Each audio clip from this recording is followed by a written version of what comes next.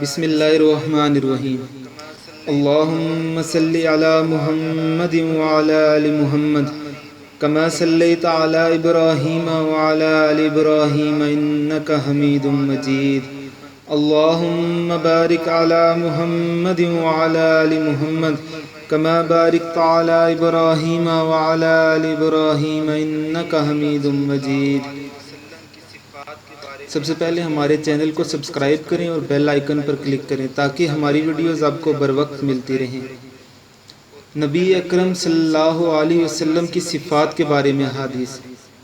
حضرت حسن بن علی رضی اللہ تعالی عنہ فرماتے ہیں کہ میں نے اپنے ماموں ہند بن ابی حالہ رضی اللہ عنہ سے حضور اکرم صلی اللہ علیہ وسلم کا حلیہ مبارک دریافت کیا، اور وہ حضور صلی اللہ علیہ وسلم کے حلیہ مبارک کو بہت ہی کثرت اور وضاحت سے بیان کیا کرتے تھے، اور میرا دل چاہتا تھا کہ وہ ان اوصاف جمیلہ میں سے کچھ میرے سامنے بھی ذکر کریں تاکہ میں ان اوصاف جمیلہ کو ذہن نشین کر کے اپنے اندر پیدا کرنے کی کوشش کروں۔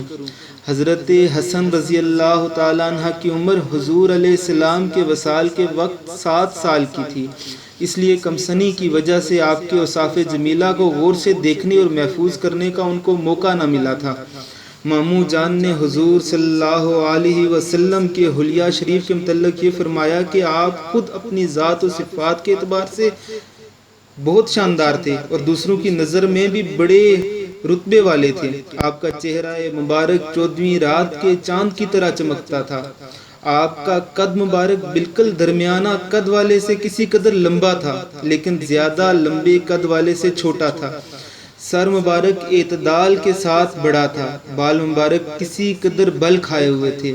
اگر سر کے بالوں میں اتفاقاً خود مانگ نکل آتی تو مانگ رہنے دیتے، ورنہ آپ خود مانگ نکالنے کا اہتمام نہ فرماتے تھے،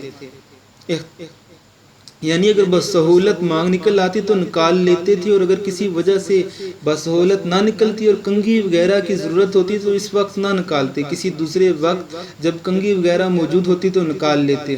جس زمانے میں آپ کے بال مبارک زیادہ ہوتے تھے تو کان کی لو سے بڑھ جاتے تھے۔ اگر آپ کا رنگ نہایت چمکدار اور پیشانی کشادہ، آپ کے ابرو ہمدار، باریک اور گنجان تھے۔ دونوں ابرو جدا جدا تھے، ایک دوسرے سے ملے ہوئے نہیں تھے۔ ان دونوں کے درمیان ایک رگ تھی جو غصے کے وقت ابھر آتی تھی۔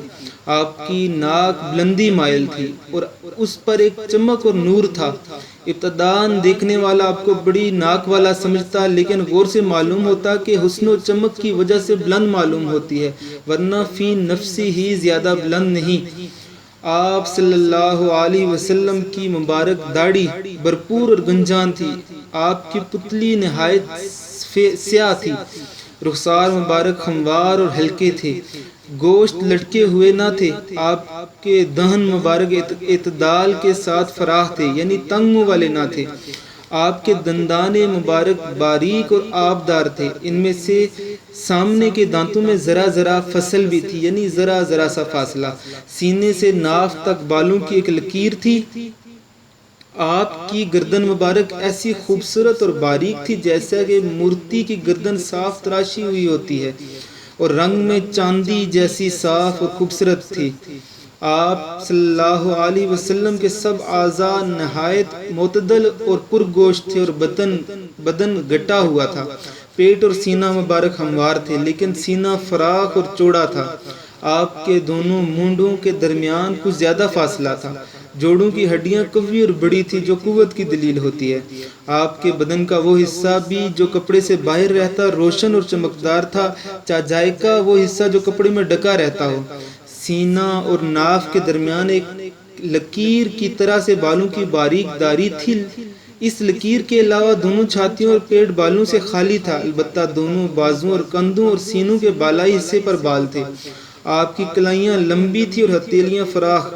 آپ کی ہڈیاں معتدل اور سیدھی تھی۔ ہتھیلیوں اور دونوں قدم گداز اور پرگوشت تھے۔ ہاتھ پاؤں کی انگلیاں تناسب کے ساتھ لمبی تھی۔ آپ کے تلوے قدرے گہرے تھے، قدم ہموار تھے کہ پانی ان کے صاف ستھرے اور چکنے ہونے کی وجہ سے ان پر ٹھہرتا نہیں تھا، فوراً ڈل جاتا تھا۔ جب آپ چلتے تو قوت سے قدم اٹھاتے اور آگے کو جھک کر تشریف لے جاتے. قدم زمین پر آہستہ آہستہ پڑتا، زور سے نہیں پڑتا تھا. آپ صلی اللہ علیہ وسلم تیز رفتار تھے اور ذرا کشادہ قدم رکھتے، چھوٹے چھوٹے قدم نہیں رکھتے تھے. جب آپ چلتے تو معلوم ہوتا گویا نیچے کی طرف اتر رہے ہیں. جب کسی کی طرف توجہ فرماتے تو پورے بدن سے پھر کر توجہ فرماتے. آپ صلی اللہ علیہ وسلم کی نظر نیچی رہتی تھی. آپ کی نظر بنسبت آسمان کے زمین کی طرف زیادہ رہتی تھی. آپ کی عادت شریفہ عموماً گوشہ چشم سے دیکھنے کی تھی. زیادہ شرم و حیا کی وجہ سے پوری آنکھ بھر کر نہیں دیکھتے تھے.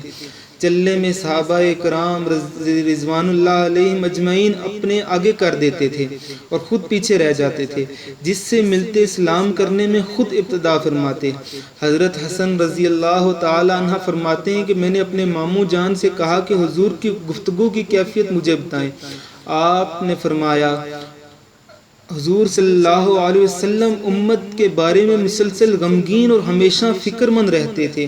کسی گھڑی آپ کو چین نہیں آتا تھا. اکثر اوقات خاموش رہتے، بلا ضرورت گفتگو نہ فرماتے تھے. آپ کی تمام گفتگو شروع سے آخر تک منہ بھر کر ہوتی تھی. یہ نہیں کہ نو کے زبان سے کٹتے ہوئے حرف کے ساتھ آدھی بات زبان سے کہی اور آدھی بولنے والے کے ذہن میں رہی، جیسا کہ موجودہ زمانے کے متکبرین کا دستور ہے. جامع الفاظ کے ساتھ کلام فرماتے جن کے الفاظ کم اور معنی زیادہ ہوتے تھے. آپ کا کلام ایک دوسرے سے ممتاز ہوتا تھا. نہ اس میں فضول باتیں ہوتی تھی اور نہ ضرورت سے اتنی کم ہوتی کہ مطلب پوری طرح واضح نہ ہو. آپ نرم مزاج تھے. آپ صلی اللہ علیہ وسلم سخت مزاج نہ تھے، نہ کسی کی تذلیل فرماتے تھے. اللہ کی نعمت خواہ کتنی ہی تھوڑی ہو اس کو بہت بڑے سمجھتے تھے، نہ اس کو بہت بڑا سمجھتے تھے. نہ اس کی کسی طرح مذمت فرماتے اور نہ اس کی زیادہ تعریف فرماتے. مذمت نہ فرمانا تو ظاہر ہے کہ حق تعالی شانوں کی نعمت ہے، اور زیادہ تعریف نہ فرمانا اس لیے تھا کہ اس سے حرص کا شبہ ہوتا ہے. جب کوئی حق کے آڑے آ جاتا تو پھر کوئی بھی آپ کے غصے کی تاب نہ لا سکتا تھا. آپ کا غصہ اس وقت ٹھنڈا ہوتا جب آپ اس کا بدلہ لے لیتے. ایک روایت میں یہ مضمون دنیا اور دنیاوی امور کی وجہ سے آپ صلی اللہ علیہ وسلم کو کبھی غصہ نہ آتا تھا. چونکہ آپ کو ان کی پرواہ بھی نہ ہوتی تھی اس لیے کبھی دنیاوی نقصان پر آپ کو غصہ نہ آتا تھا. البتہ اگر کسی دینی امر حق بات کے کوئی آڑے آتا تو اس وقت آپ کی غصے کی کوئی شخص تاب نہ لا سکتا تھا، کوئی اس کو روک بھی نہ سکتا تھا، یہاں تک کہ آپ اس کا بدلہ لے لیں. اپنی ذات کے لیے نہ کسی سے ناراض ہوتے نہ اس کا انتقام لیتے تھے. جب کسی جانب اشارہ فرماتے تو پورے ہاتھ سے اشارہ فرماتے کہ انگلیوں سے اشارے تواضع کے خلاف ہے، یا آپ نے انگلیوں سے اشارے کو توحید کی طرف اشارہ کرنے کے ساتھ محسوس کر رکھا تھا. جب کسی بات پر توجہ فرماتے تو ہاتھ کو پلٹ لیتے تھے. جب بات کرتے تو کبھی گفتگو کے ساتھ ہاتھوں کو بھی حرکت فرماتے، کبھی داہنی ہتھیلی کو بائیں انگوٹھے کے اندرونی حصے پر مارتے تھے. جب کسی پر ناراض ہوتے تو اس سے منہ پھیر لیتے تھے، بے توجہی فرماتے یا درگزر فرماتے. جب خوش ہوتے تو حیا کی وجہ سے آنکھیں جھکا لیتے تھے. سبحان اللہ. آپ صلی اللہ علیہ وسلم کی اکثر ہنسی تبسم ہوتی تھی. اس وقت آپ صلی اللہ علیہ وسلم کے دندان مبارک اولے کی طرح چمکدار اور سفید ظاہر ہوتے تھے. حضرت حسن رضی اللہ تعالی عنہ فرماتے ہیں کہ میں نے حضرت حسین بن علی سے حضور کی ان صفات کا ایک عرصے تک تذکرہ نہیں کیا، لیکن جب میں نے ان کے سامنے ان صفات کو بیان کیا تو مجھے پتہ چلا کہ وہ تو ماموں جان سے یہ باتیں مجھ سے پہلے ہی پوچھ چکے ہیں، اور یہ بھی پتہ چلا کہ وہ اپنے والد محترم یعنی حضرت علی رضی اللہ عنہ سے رسول اللہ صلی اللہ علیہ وسلم کے مکان تشریف لے جانے اور باہر تشریف لانے اور مجلس میں تشریف فرما ہونے اور حضور کے طرز و طریقے کو بھی معلوم کر چکے ہیں. ان میں سے ایک بات بھی انہوں نے نہیں چھوڑی تھی. چنانچہ حضرت حسین رضی اللہ تعالی عنہ حضرت حسین رضی اللہ عنہ نے بیان کیا کہ میں نے اپنے والد یعنی حضرت علی رضی اللہ تعالی عنہ سے حضور علیہ السلام کے مکان تشریف لے جانے کے حالات دریافت کیے تو انہوں نے فرمایا کہ حضور کو مکان جانے کی اللہ کی طرف سے اجازت تھی۔ آپ مکان میں تشریف رکھنے کے وقت کو 3 حصوں میں تقسیم فرماتے تھے۔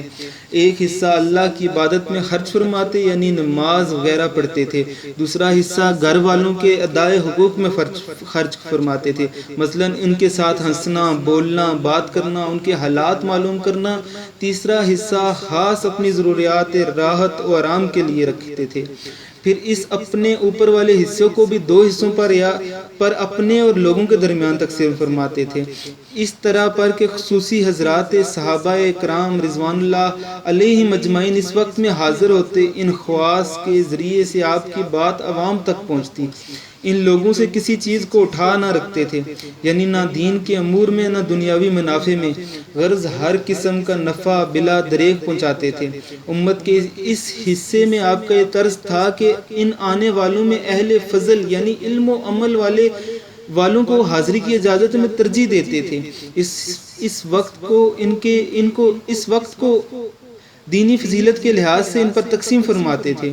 کوئی ایک حاجت لے کر آتا اور کوئی 2 اور کوئی بہت ساری حاجتیں لے کر حاضر ہوتا، آپ ان کی حاجتیں پوری کرنے میں لگ جاتے، ان کے ایسے امور میں مشغول فرماتے جو خود ان کی اور تمام امت کی اصلاح کے لیے مفید اور کارآمد ہو۔ آپ صلی اللہ علیہ وسلم ان آنے والوں سے عام مسلمانوں کے دینی حالات پوچھتے اور جو ان کے مناسب بات ہوتی وہ ان کو بتا دیتے، ان کو یہ فرما دیتے کہ جو لوگ یہاں موجود ہیں وہ ان مفید اور ضروری باتوں کو غائبین تک بھی پہنچا دیں۔ یہ بھی ارشاد فرماتے تھے کہ جو لوگ کسی عذر، پردہ داری یا شرم یا رعب کی وجہ سے مجھ سے اپنی ضرورتوں کا اظہار نہیں کر سکتے، تم لوگ ان کی ضرورتیں مجھ تک پہنچا دیا کرو، اس لیے کہ جو شخص بادشاہ تک کسی ایسے شخص کی حاجت پہنچائے جو خود نہیں پہنچا سکتا تو اللہ قیامت کے دن اس شخص کو ثابت قدم رکھیں گے۔ حضور صلی اللہ علیہ وسلم کی مجلس میں ضروری اور مفید باتوں کا تذکرہ ہوتا تھا، ایسے ہی امور کو حضور خوشی سے سنتے تھے، اس کے علاوہ لایعنی اور فضول باتیں سننا گوارا نہیں کرتے تھے۔ حضور صلی اللہ علیہ وسلم کی خدمت میں صحابہ اکرام دینی امور کے طالب بن کر حاضر ہوتے تھے، کچھ نہ کچھ چکھ کر ہی واپس جاتے تھے، یعنی کہ کوئی نہ کوئی دینی امور میں رہنمائی لے کر ہی جاتے تھے۔ صحابہ اکرام رضی اللہ تعالی عنہم اجمعین حضور صلی اللہ علیہ وسلم کی مجلس سے ہدایت اور خیر کے لیے مشعل اور رہنما بن کر نکلتے تھے۔ حضرت حسین رضی اللہ تعالی عنہ فرماتے ہیں کہ میں نے اپنے والد سے حضور کی باہر تشریف آوری کے متعلق دریافت کیا کہ آپ باہر تشریف لا کر کیا کیا کرتے تھے، تو انہوں نے فرمایا کہ حضور ضروری امور کے علاوہ اپنی زبان کو استعمال نہیں فرماتے تھے، آنے والوں کی تعلیف قلوب فرماتے، ان کو مانوس فرماتے، متوحش نہیں بناتے تھے، یعنی تنبیہ وغیرہ میں ایسا طرز اختیار نہ فرماتے جس سے ان کو حاضری میں وحشت ہونے لگتی، یا ایسے امور ارشاد نہ فرماتے جن کی وجہ سے دین سے نفرت ہونے لگے۔ ہر قوم کے کریم اور معزز کا اکرام فرماتے، اس کو خود اپنی طرف سے بھی اسی قوم پر متولی سردار مقرر فرما دیتے، لوگوں کو عذاب الہی سے ڈراتے یا مضر امور سے بچنے کی تاکید فرماتے یا لوگوں کو دوسروں سے احتیاط رکھنے کی تاکید فرماتے، اور خود اپنے بھی لوگوں کی تکلیف پہنچانے یا نقصان پہنچانے سے حفاظت فرماتے، لیکن باوجود خود احتیاط رکھنے اور احتیاط کی تاکید کے ساتھ کہ کسی سے اپنی خندہ پشانی اور خوش حلقی نہیں ہٹاتے، اپنے صحابہ کی خبر گیری فرماتے تھے، لوگوں کے حالات آپس کے معاملات کی تحقیق فرما کر ان کی اصلاح فرماتے، اچھی بات کی تحسین فرما کر اس کی تقویت فرماتے، بری بات کی برائی بتا کر اسے زائل فرماتے اور روک دیتے تھے۔ حضور صلی اللہ علیہ وسلم ہر امر میں اعتدال اور میانہ روی فرماتے تھے، بات پکی اور صحیح فرماتے، نہ اس طرح کہ کبھی کچھ اور کبھی کچھ، لوگوں کی اصلاح سے غفلت نہ فرماتے تھے کہ مبادا وہ دین سے غافل ہو جائیں یا حق سے ہٹ جائیں، ہر کام کے لیے آپ کے ہاں ایک خاص انتظام تھا، امر حق میں نہ کبھی کوتاہی فرماتے تھے نہ حد سے تجاوز فرماتے تھے۔ آپ کے نزدیک افضل وہی ہوتا جو مخلوق کی غمگساری اور مدد میں زیادہ حصہ لے۔ حضرت حسین رضی اللہ تعالی عنہ فرماتے ہیں کہ میں نے اپنے والد محترم یعنی حضرت علی رضی اللہ تعالی تعالیٰ عنہ سے حضور کی مجلس کے حالات دریافت کیے تو انہوں نے فرمایا آپ کی نشست و برخاست سب اللہ کے ذکر کے ساتھ ہوتی تھی. آپ اپنے لیے کوئی جگہ محسوس نہ کرنے سے منع فرماتے تھے. جب کسی جگہ آپ تشریف لے جاتے تو جہاں جگہ ملتی تشریف رکھتے. اسی کا لوگوں کو حکم فرماتے تھے کہ جہاں جگہ خالی مل جایا کرے بیٹھ جایا کرو. آپ حاضرین مجلس میں سے ہر ایک کا حق ادا فرماتے، یعنی بشاشت اور بات چیت میں جتنا اس کا حق ہوتا اس کو پورا فرماتے. آپ کے پاس کسی کام سے بیٹھنے یا آپ سے کوئی چیز مانگتے تو آپ اس کو وہ چیز مرحمت فرما دیتے تھے، اگر نہ ہوتی تو نرمی سے جواب فرماتے. آپ کی خندہ پیشانی اور خوش حلقی تمام لوگوں کے لیے عام تھی. آپ صلی اللہ علیہ وسلم لوگوں سے شفقت میں والد جیسا معاملہ فرماتے تھے اور حق بات میں تمام لوگ آپ کے نزدیک برابر تھے. آپ کی مجلس میں حلم و حیا، صبر و امانت پائی جاتی تھی، یعنی صفات اس مجلس سے سیکھی جاتی تھی. اور آپ کی مجلس میں نہ شور و شغب ہوتا تھا، نہ کسی کی بے عزتی اور آبرو ریزی کی جاتی تھی. آپ کی مجلس میں اول تو کسی سے لغزش ہوتی نہیں تھی، سب محتاط ہو کر بیٹھتے تھے، اور اگر کسی سے ہو جاتی تھی تو اس کا آگے تذکرہ نہیں ہوتا تھا. آپس میں سب برابر شمار کیے جاتے تھے، حسب و نسب کی بڑائی نہ سمجھتے تھے، البتہ ایک دوسرے پر فضیلت تقویٰ سے ہوتی تھی. ہر شخص دوسرے کے ساتھ تواضع کے ساتھ پیش آتا تھا، بڑوں کی تعظیم کرتے تھے اور چھوٹوں پر شفقت کرتے تھے، حاجت مند کو ترجیح دیتے تھے اور اجنبی مسافر آدمی کی خبر گیری کرتے تھے. حضرت حسین رضی اللہ تعالی عنہ فرماتے ہیں کہ میں نے اپنے والد محترم سے حضور علیہ السلام کا اپنی مجلس اہل مجلس کے ساتھ طرز پوچھا تو انہوں نے فرمایا کہ آپ ہمیشہ خندہ پیشانی اور خوش خلقی سے پیش آتے تھے، یعنی چہرہ انور پر تبسم اور بشاشت کا اثر نمایاں ہوتا تھا. آپ صلی اللہ علیہ وسلم نرم مزاج تھے، یعنی کسی بات میں لوگوں کو آپ کی موافقت کی ضرورت ہوتی تھی تو آپ سہولت سے موافق ہو جاتے تھے. آپ نہ سخت گو تھے نہ سخت دل تھے اور نہ آپ چلا کر بولتے تھے، نہ فحش گوئی اور بد کلامی فرماتے تھے، نہ عیب گیر تھے کہ دوسروں کے عیب پکڑے، نہ زیادہ مذاق کرنے والے. آپ ناپسند بات سے تغافل برتنے لگتے، یعنی ادھر التفات نہ فرماتے گویا کہ سنی ہی نہیں. سبحان اللہ. دوسروں کی کوئی امید اگر آپ کو پسند نہ آتی تو اس کو مایوس بھی نہ فرماتے اور اس کو محروم بھی نہ فرماتے، بلکہ کچھ نہ کچھ دے دیتے یا دلجوئی کی بات فرما دیتے. آپ نے اپنے آپ کو 3 باتوں سے بالکل علیحدہ فرما رکھا تھا، جھگڑے سے، زیادہ باتیں کرنے سے اور لایانی اور بیکار باتوں سے. 3 باتوں سے لوگوں کو بچا رکھا تھا. نہ کسی کی مذمت فرماتے تھے، نہ کسی کو آر دلاتے تھے، نہ کسی کے عیوب تلاش فرماتے تھے. آپ صرف وہی کلام فرماتے جو باعث اجر و ثواب ہو. جب آپ صلی اللہ علیہ وسلم گفتگو فرماتے تو حاضرین مجلس اس طرح گردن جھکا کر بیٹھتے جیسے ان کے سروں پر پرندے بیٹھے ہوں، کہ ذرا بھی حرکت ان میں نہ ہوتی تھی کہ پرندہ ذرا سی حرکت سے اڑ جاتا ہے. جب آپ چپ ہو جاتے تب وہ حضرات کلام کرتے، یعنی حضور صلی اللہ علیہ وسلم کی گفتگو کے درمیان میں کوئی شخص نہ بولتا تھا. جو کچھ کہنا ہوتا حضور کے چپ ہونے کے بعد کہتے تھے. آپ کے سامنے کسی بات میں جھگڑتے نہیں تھے. جس بات سے سب ہنستے آپ بھی اس بات پر تبسم فرماتے. جس سے سب لوگ تعجب کرتے تو آپ تعجب میں شریک رہتے. یہ نہیں کہ سب سے الگ چپ چاپ بیٹھے رہیں، بلکہ معاشرت اور طرز کلام میں حاضرین مجلس کے شریک حال رہتے. اجنبی مسافر آدمی کی سخت گفتگو اور بدتمیزی کے سوال پر صبر فرماتے، چونکہ اجنبی مسافروں کو آپ کی مجلس میں لے آتے تھے تاکہ ان کے ہر قسم کے سوالات سے خود بھی منافع ہو اور ایسی باتیں جن کو آداب کی وجہ سے حضرات نہیں پوچھ سکتے تھے وہ بھی معلوم ہو جائیں. آپ یہ بھی تاکید فرماتے رہتے تھے کہ جب تم کسی حاجت مند کو دیکھو تو اس کی امداد کیا کرو. اگر آپ کی کوئی تعریف کرتا تو آپ اس کو گوارا نہ فرماتے تھے، البتہ اگر آپ کے کسی احسان کے بدلے کو بطور شکریہ کہ آپ کا کوئی تعریف کرتا تو آپ سکوت فرماتے کہ احسان کا شکر اس پر ضروری تھا، اس لیے گویا وہ اپنا فرض منصبی ادا کر رہا تھا، کسی کی بات کاٹتے نہیں تھے. البتہ اگر کوئی حد سے تجاوز کرنے لگتا تو اس کو روک دیتے یا مجلس سے کھڑے ہو جاتے تاکہ وہ خود رک جائے. حضرت حسین رضی اللہ تعالی عنہ فرماتے ہیں کہ میں نے اپنے والد محترم سے حضور صلی اللہ علیہ وسلم کی خاموشی کی کیفیت کے بارے میں پوچھا تو انہوں نے فرمایا کہ آپ 4 موقعوں پر خاموشی اختیار فرماتے تھے.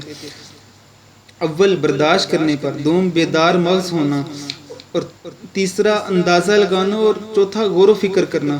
آپ 2 باتوں کا اندازہ لگایا کرتے تھے کہ کس طرح سے تمام لوگوں کے ساتھ دیکھنے میں اور بات سننے میں برابری کا معاملہ ہو.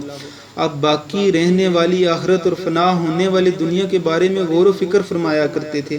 اللہ نے آپ کے حکم و صبر دونوں صفتوں سے نوازا تھا. اللہ نے آپ صلی اللہ علیہ وسلم کو حکم اور صبر دونوں صفتوں سے نوازا تھا. چنانچہ آپ کو کسی چیز کی وجہ سے اتنا غصہ نہیں آتا تھا کہ آپے سے باہر ہو جائیں. اللہ تعالیٰ نے آپ کو 4 چیزوں سے بیدار مغزی عطا فرمائی تھی. ایک، بلی بات کو اختیار کرنا. دوسرا، ان امور کا اہتمام کرنا جن سے امت کا دنیا و آخرت میں فائدہ ہو. اس روایت میں 4 چیزوں میں سے صرف 2 چیزوں کا ذکر ہے، اور کنز الاموال کی روایت کے آخر میں یہ مضمون بھی ہے کہ اللہ نے آپ کو 4 چیزوں کے بارے میں بیدار مغزی عطا فرمائی تھی. ایک، نیک بات کو اختیار کرنا تاکہ اس نیک بات میں لوگوں کی اقتداء کریں. دوسرا، بری بات کو چھوڑنا تاکہ لوگ بھی اس سے رک جائیں. تیسرا، اپنی امت کی بھلائی والے کاموں کے بارے میں خوب سوچ و بچار کرنا. چوتھے، امت کے لیے ان امور کا اہتمام کرنا جس سے ان کی دنیا اور آخرت کا فائدہ ہو.